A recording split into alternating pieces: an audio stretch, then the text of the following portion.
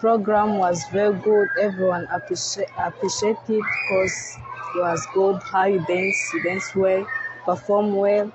How teachers to wash. When kids will get to know how to wash, means the program was good and you enjoy it. And even I have loved you so much.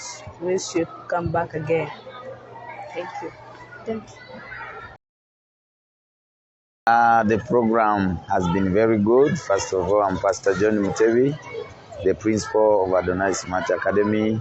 The program has been good. First in the morning, we had the icebreaker, we had the hand washing, and then even we have had the crafts and how kids have been taught different folding papers.